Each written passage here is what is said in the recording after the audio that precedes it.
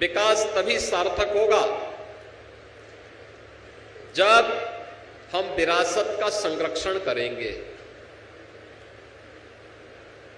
मैंने आज से लगभग 25-30 वर्ष पहले मैं गुजरात में जूनागढ़ में भवनाथ तलहटी में गुरु गोरखनाथ आश्रम में गया था। वहां पर मुझे अपने वरिष्ठ संत श्री महंत शेरनाथ जी महाराज के पूज्य गुरुदेव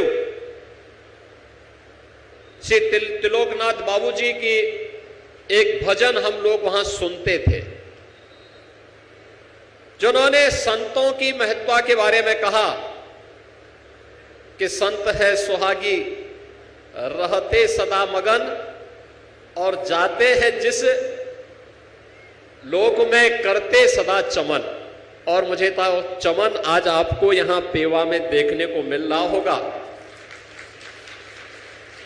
कि जो यहां पर अभी श्री महंत बालकनाथ जी महाराज कह रहे थे, 4 पीढ़ी से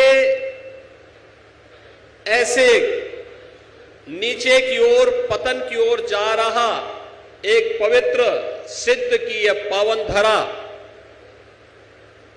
पवित्र स्थान एक योग्य योगी के आने के बाद कैसे उत्थान की ओर अग्रसर होता हुआ गया है, यह भी आप सबने देखा होगा पिछले कुछ वर्षों के अंदर। यह नाथ संप्रदाय के एक सुप्रसिद्ध सिद्ध योगी गरीबनाथ जी महाराज की पावन धरा है। उनके बारे में कहा जाता है कि नाथ पंथ के 9 नाथों की परंपरा सत्यनाथ जी की परंपरा के वे अवतारी योगी थे और सत्यनाथ की योग की परंपरा को उन्होंने इस स्थान से विस्तार दिया था।